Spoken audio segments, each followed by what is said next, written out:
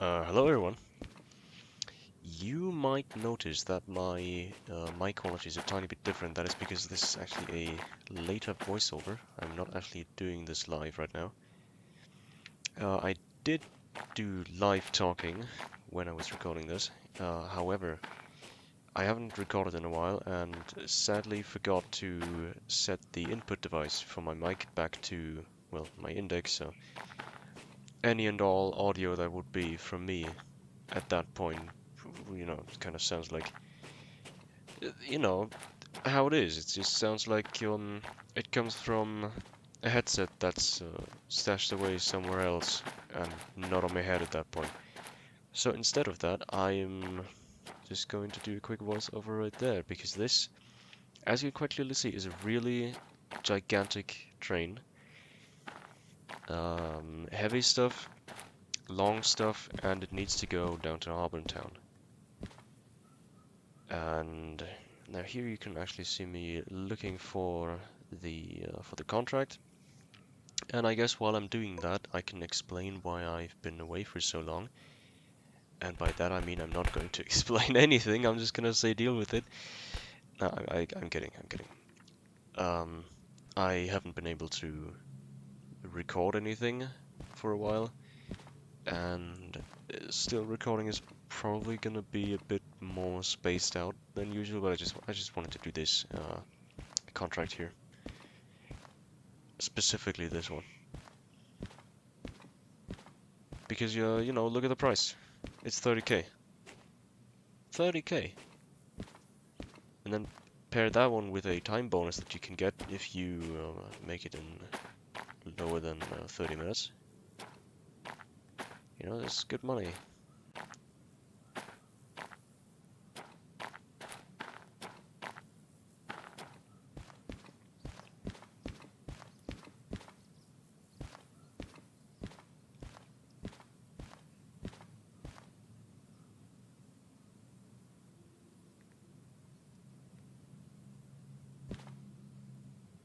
So that needs to go from Steel Mill all the way down to Harmontown. And there's this little thing here that I'm really scared of, because that is where the frames drop. A lot. A real heavy lot, especially that, because that is where Harbor loads in. And as soon as Harbor loads in, my computer chugs away at everything.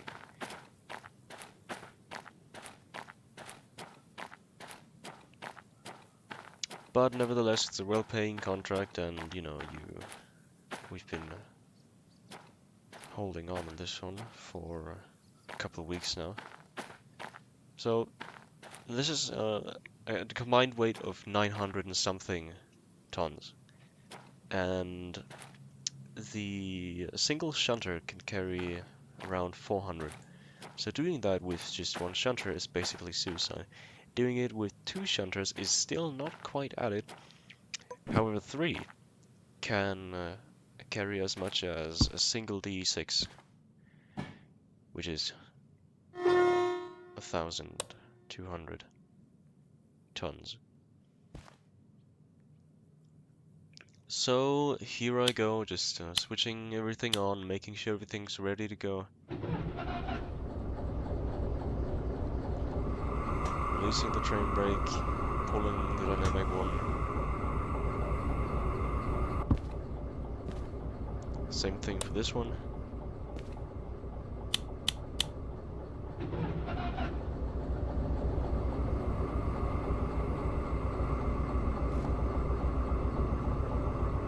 Here I am just watching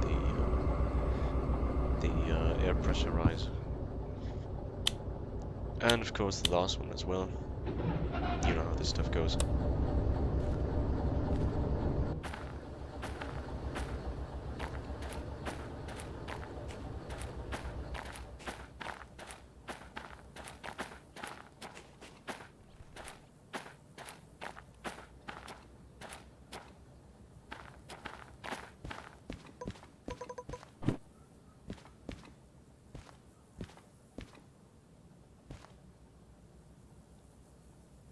So I'm just planning my route again.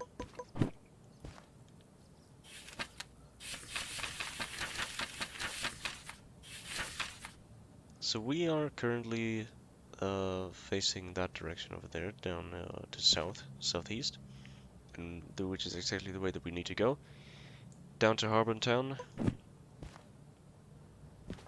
and you know, what else is stopping us? Just gonna accept the contract, and we're off. Immediately zip zooming back over to my 3 trains, just ready to go. And here actually go forward, making sure that we are set up the correct way, because we do want to go left. Or I guess in this case, straight ahead. So start up all 3 engines and just release the one thing, dynamic brakes, and we instantly go. That was kind of a wow moment for me, because I knew that these 3 trains, 3 engines, would be more than enough to carry this constant that we have. But still, like, the amount of time was, needed to get this thing moving was incredibly low. And, here I am just making sure that I'm going the right way by performing, I don't know, like a folk dance or something. It's called the visualization if I want to go left or right. How to do.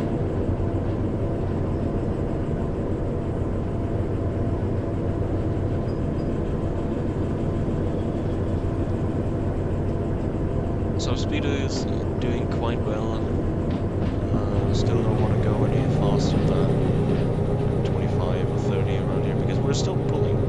That's the thing. We're still pulling the back of our train. Everything, all the cars, we're still pulling those out of the auto steel. And that is where I realize I need to bring that over to E81 or E8I. And here's where frames get really chuggy, because we're still loading stuff. And so in just a second, I think I pull off the schematic station map and check where the yard is. There you go. And to my absolute pleasant surprise and pleasure, is just straight ahead. We just have to follow the track that was already in. Oh, physics. Yeah, physics are amazing. I forgot about that. We just have to follow the already laid out track, the rail signals, because that B thing down there that would go down if we were to turn right. That is actually military, and the game doesn't want us to go into military stuff until we got the military license. So the default direction there is left. And the rest of the default stuff is just straight through anyway, so there's actually not really much we have to do at least in the overview. However, bringing that over to E81, we do need to turn straight and then right and then another left. And there you can see, like, that is a long train right there.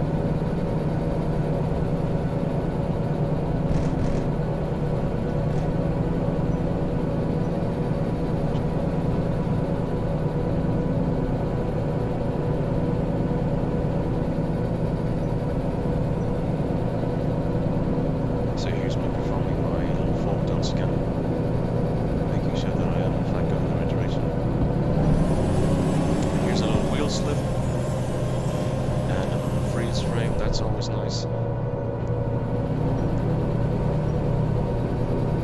Still minor wheel slip. At that point I decide, well, if we're wheel slipping in that already and I can't really go any lower the power, I might as well just sand. And there we go, there's the sand. Then I decide, well, if I'm already sanding, then I'm just gonna give it a bit more power. And so that's what I'm doing. Right there. Just give it a bit more power. Blissfully ignoring the fact that we also have heat to keep track of.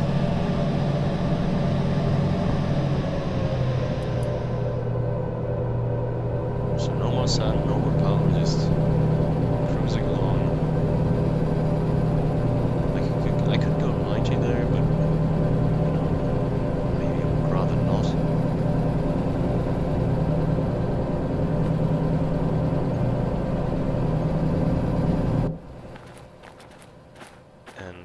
making sure that we are in fact going the right way.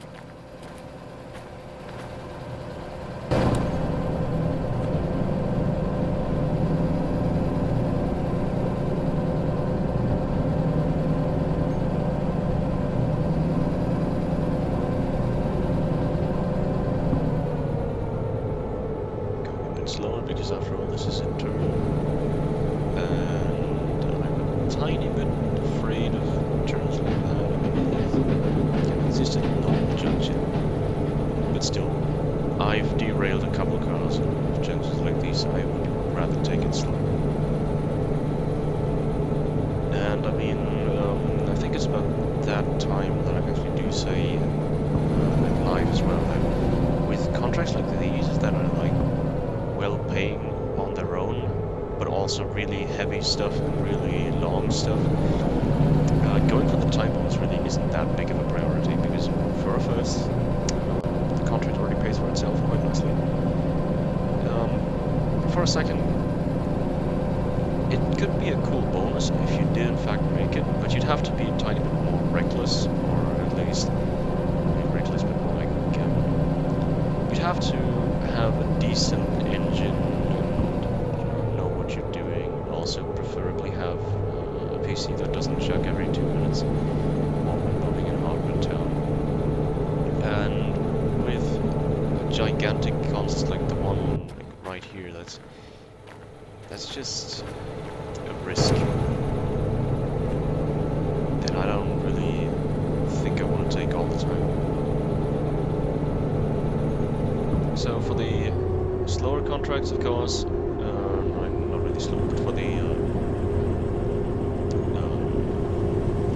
the smaller contracts, going for time bonus is basically essential if you want to get anything out of it. But for stuff like this, it's just nice to just go at your own pace and just do what you want to do, which is, hauling stuff.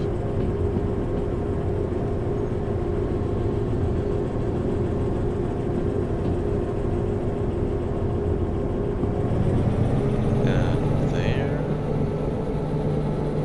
goes... Come on, rewind.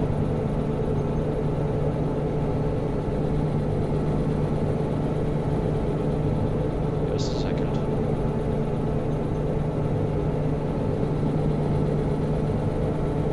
Nice freeze, that's cool.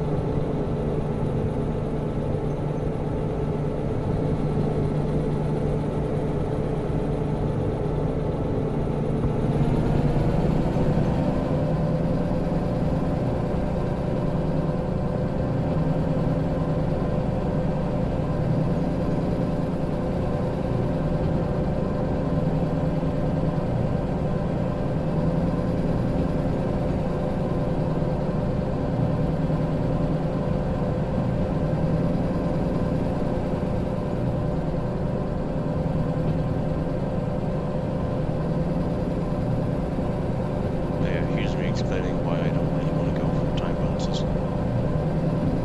on large contracts like this.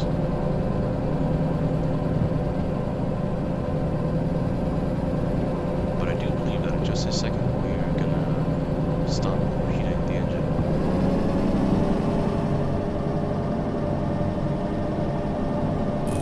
Yeah, there you go.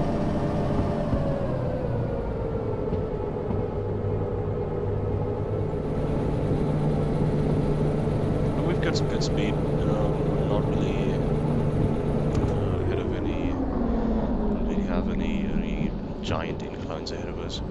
Could go 12, but we would need a D6 for that. And also, I think it was at that time that I started explaining why I want to do stuff with the D6 so much, because first of all, it's an absolute beast. 3 little shunters equate to 1 D6. And, obviously,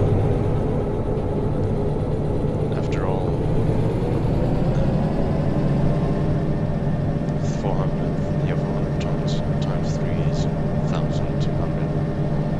And that is, as far as I'm concerned, as far as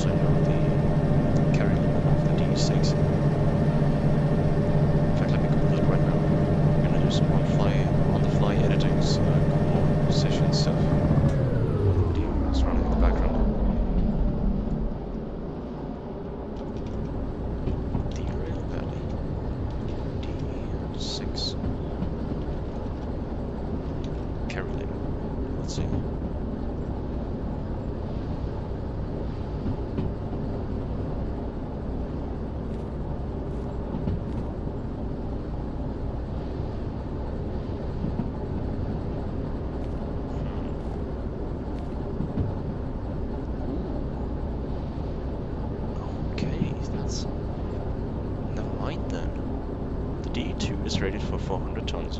I knew that.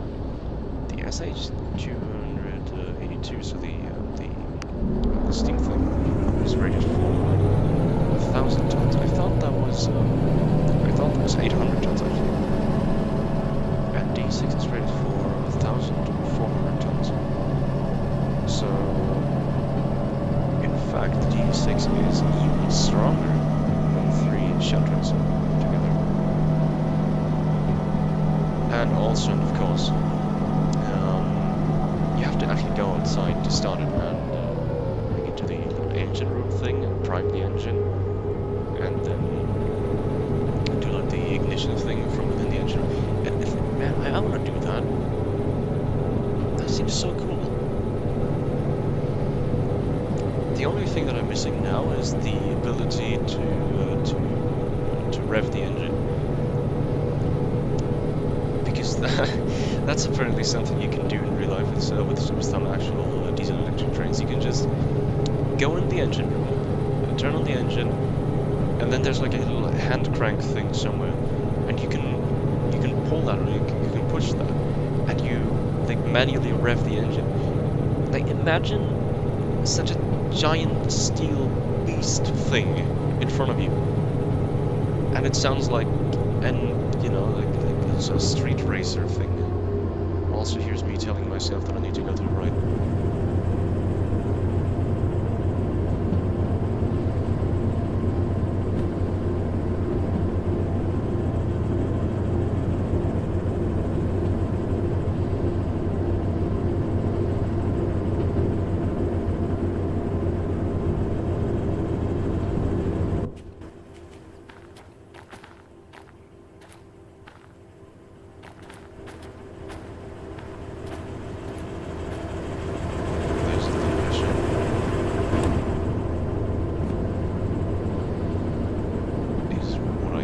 Said live at that point.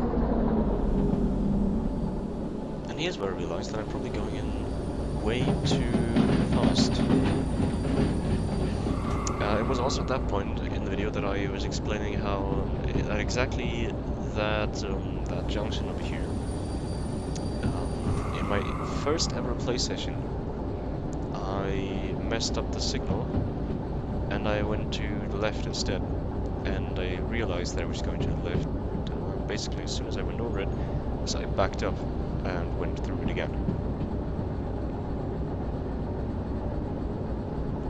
And then all of that was basically for nothing, because at the other junction thing, at the turn that I was talking about earlier, I like that I'm basically talking about all the time, where the game really chugs along. Yeah, that's also where I got derailed. And here I am, just happily braking, because even the game wants me to go slow at that point, which, with a turn like that, and a drop like what's about to come, it's quite apparent why you want to go a bit slow there. Actually, let's get freezing.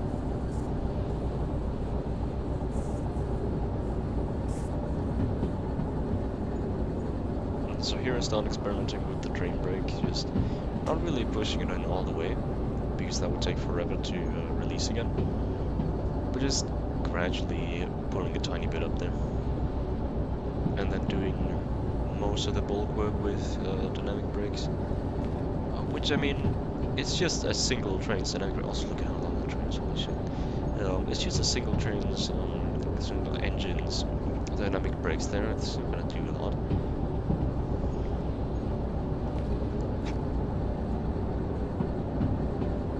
But still, it's better than not braking, and it's better than using the train brake like fully. Because it takes a second to apply, and it takes a long while to unapply again.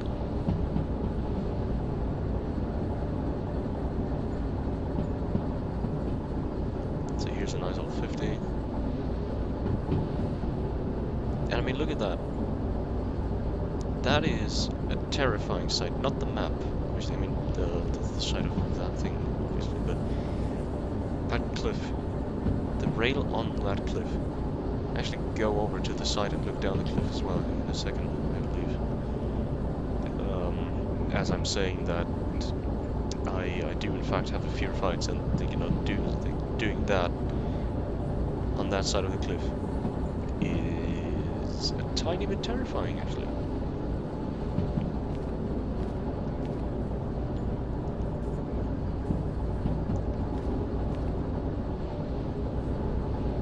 Also, my wallet is incredibly terrified of as well, because if I did in fact derail that way and had my cars fall down, like my entire train basically fall down the cliff there, I would have to pay a lot to re-rail that, because the re-railment costs are calculated by how far you have to move the little car things.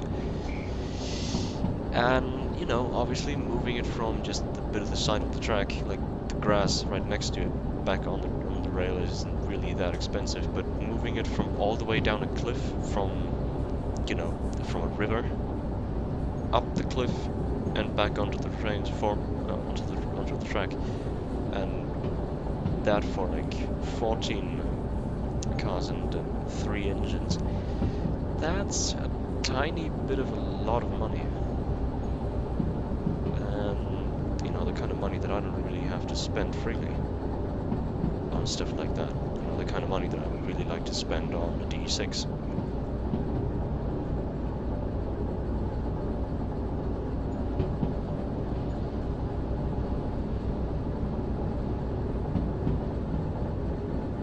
Oh, and we're starting to load.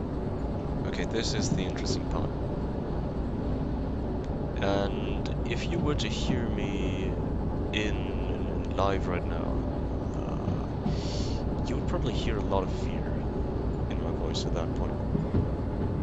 Because this place right here, this cliff, look, you can already see it. This cliff, this place, this line has just engraved itself into my head as an incredibly just bullshitty section. And here we go, now we're fully loading. And by the way, doing this in VR is even shittier. Here, like, completely let go of the train brake, realize that it's probably a bad idea and push forward again. Look at that. That's some chugging right there. 5 frames per minute. I think, at least, I don't know. So we move over there.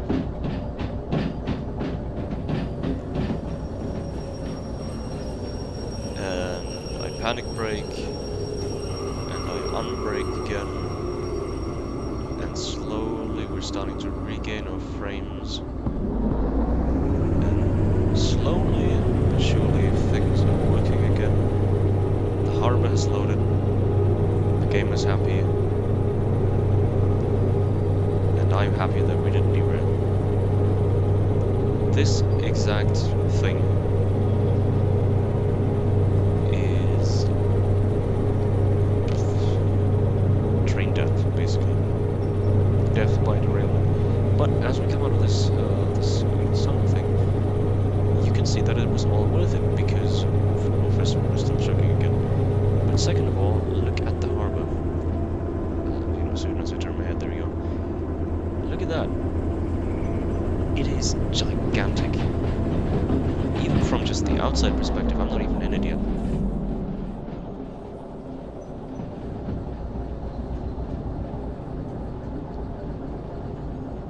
It's like really, really big place.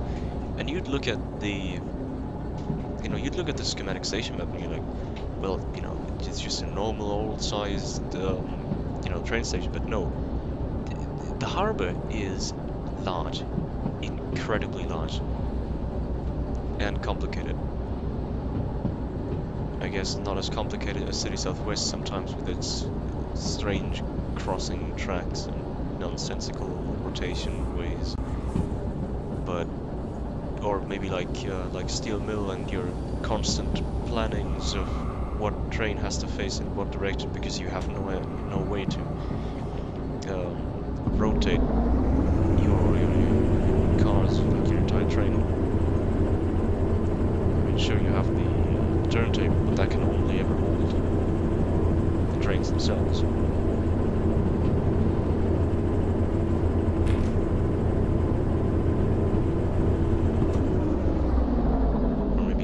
like goods factory in town, where you have the little loop thing that you can do. Oh, also, as we move into harbor in town, we're back to some severe frame drops. However, this time not as bad as before. You can actually get rid of them quite quickly, and I don't panic brake completely either.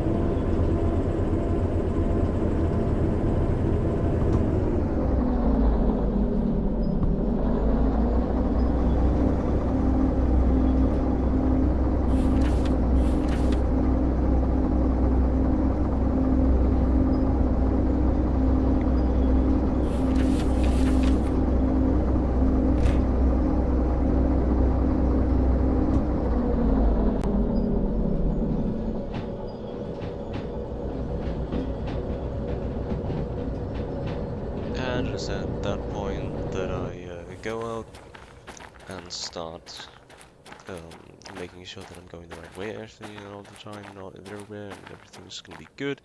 Like that one, for example, going straight through, and then a couple of right turns, and then a singular left turn into E81 or E8I, or E81 or whatever you want to call it.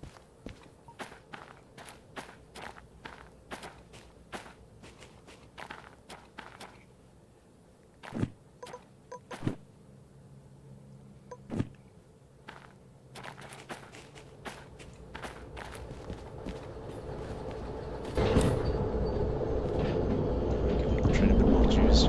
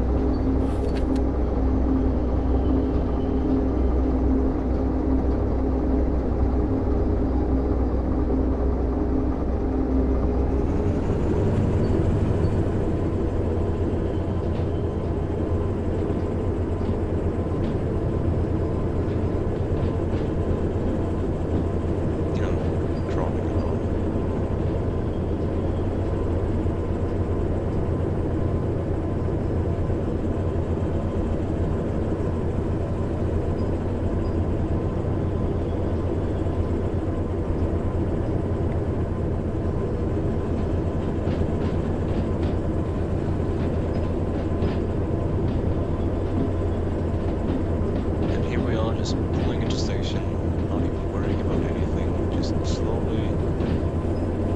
There's no need to be any hectic about anything, not going through any time bonuses, we're just slowly but surely wanting to complete the contract.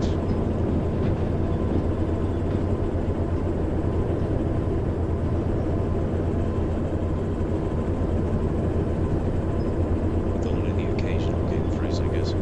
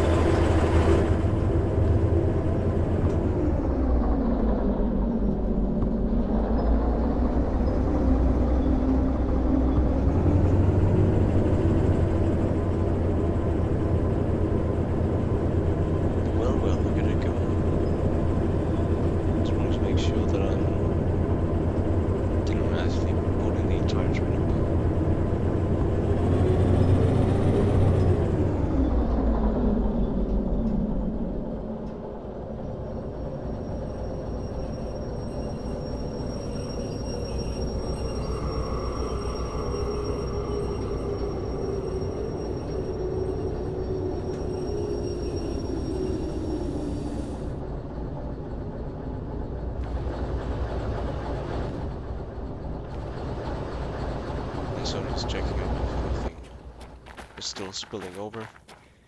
But everything's on tracks, everything's great. I also check again because it looked like I left everything in the station and steel mill for a second because the grass texture actually looked a lot like the steel texture for a second, and I don't know, it was a weird experience being in it.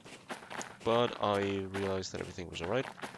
Went over to the station office, collect my money, getting paid and all that. And as it turns out,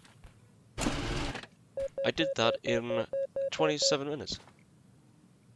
I got the time bonus without even trying. 45k. That was huge. Just 3 minutes to spare.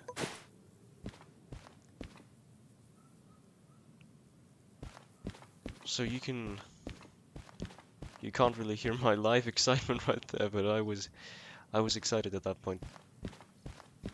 And the rest of this is really just me going around looking for the shop. Actually buying the stopwatch, which I think is one of the greatest items you can get, right next to the remote control, because it's just a great item, you know. Such a useful little thing.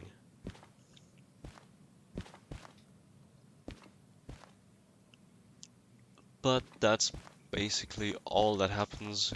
I'm also talking, like at that exact moment, I'm also talking about how incredible the teleportation feature is in this game. You can just go anywhere.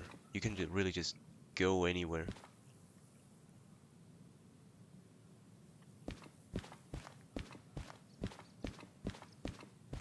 So, yeah, rest assured, I will be manually servicing these 3 trains, looking for some more money, some more quick money, and then pretty soon I'll actually be able to get the D6 license. Though I think maybe I want to do the steam engine before that. Look, here's the stopwatch. Because my reasoning behind that is, if I already got everything for the steam engines, and I could easily just, you know, get the license stuff. But like the D6 should be like my long-term goal, you know, the reason that I keep playing. And oh yeah, look, I'm just struggling to pick that thing up because collisions. In the end, I just decide to use the squeeze trigger, you know, range pickup thing, and that works. Anyway, the thing is,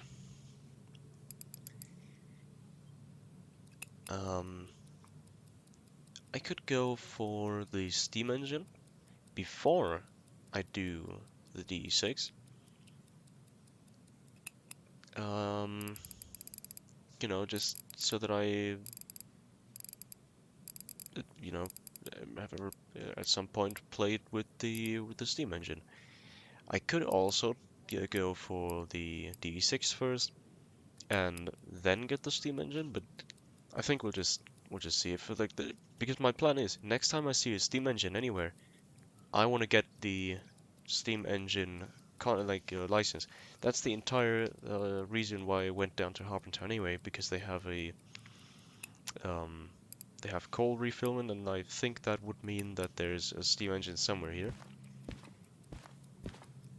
And if that's the case, I'll get the steam engine license and try my luck with that. Oh yeah, it also turned, like the stopwatch just turned black for some reason. And then it turned gold again.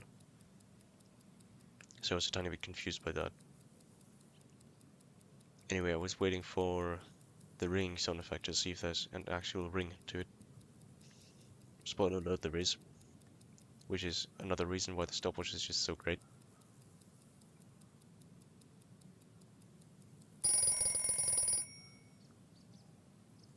See, that's neat.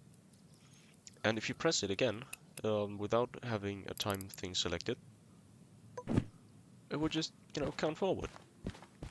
So that's cool. Anyway, all that considered, I am also testing if it works in my inventory. Can't hear the clicking, but the thing keeps running. That's quality.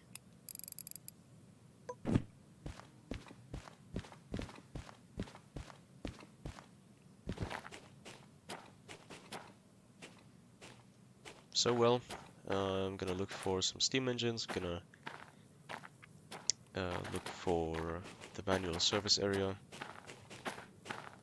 and until then, you know it already, see you around.